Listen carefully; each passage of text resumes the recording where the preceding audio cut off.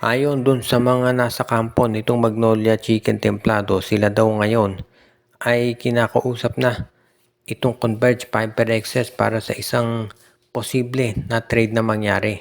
Pero ito'y magdedepende lamang kung magkakaroon sila ng kasunduan. Ayon dun sa mga reports, mukhang ang magiging palitan daw ng tao ay itong si Calvin Abueva mapupunta dito sa HyperXS at ang magiging kapalit naman yan ay itong si Shawnee Winston. Itong si Calvin Abueva, hindi naman sikreto na yan ay gusto nang makuha dati pa nitong si Delta Pineda. Wala pa sa official capacity ng Converge noon itong si Pineda. Ang balita ay matagal na niyang gustong makuha itong si Abueva. Lalo na ngayon na parte na ng coaching staff itong si Pineda, lalong tumindi yung mga ugong-ugong na itong si Abueva ay dyan na talaga papunta. At marami nga nagsasabi na itong si Abueva ay nasa trading block talaga dahil kung maaalala ninyo, kamuntik na itong matrade sa Northport kapalit ni Arvin Tolentino pero hindi ito natuloy.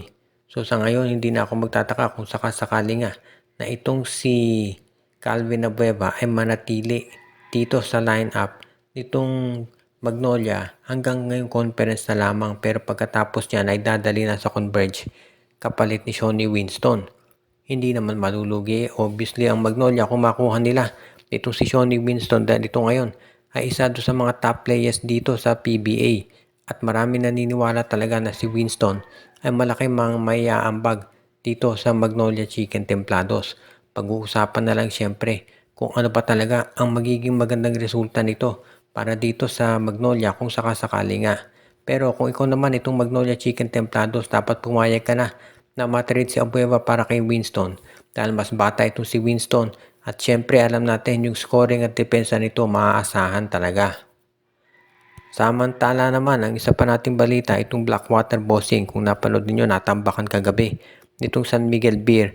At ang matindi pa dyan, ang daming kulang dito sa SMB. Hindi naglaro si Lassiter, si Kyongson at itong si Jeronting dahil meron mga iniinda. Pero mahigit 30 puntos ang nilamang ng San Miguel Beer at yung mga reserve players na ng Beermen na nagtapos ng laro. Kaya nasisiguro natin na itong Blackwater magkakaroon ng revamp yan para maging mas competitive sila. Kahit sabihin pa natin na farm team itong Blackwater, syempre ang gusto nila kahit papaano ay makapag-compete naman at huwag masyadong matambakan at mapahiya sa court. Kaya itong Blackwater, bukang merong mga pagbabago dyan na nakikita tayo. Unang-una sa next season, alam natin na itong si Cedric Bearfield, meron niyang option na mag-opt out na dito sa Blackwater at malamang ay gagawin niya yan. Ngayon, kung itong si Bearfield ay pupunta sa ibang PBA team o mag-abroad, hindi pa natin masabi. Pero malamang ganyan nga ang mangyari at umalis na to dito sa Blackwater Bossing. Ang susunod naman na pwedeng mangyari dyan, ito si Christian David, baka mapunta na dito sa NLEX, Meralco o TNT. Depende na lamang yan kung ano ang sabihin natin mapagkasusunduan nila. Pero mukhang yan talaga mangyayari dahil ang ganda na nilalaro ni David ngayon dito sa Blackwater. Kung mawawala si David at itong si Bearfield dito sa Blackwater, medyo mahirap yung mapunuan. Nung nawala nga si Troy Rosario, nakita natin na naging epekto nito sa bossing. Kaya hindi na ako magtataka na itong si Coach Jeffrey Cariaso nagpaplano ng revamp. Ang tanong na lamang dyan, kung sino yung mga players na pwede pang makuha ni Coach Jeffrey Cariaso. Dahil alam natin na medyo mabigat ngayon yung nagiging laban dito sa PBA. Kaya nga gustong makasiguro itong Blackwater Bossing na kahit papano makakapagdagdag sila ng mga panibagong players para dito sa kanilang roster ngayon.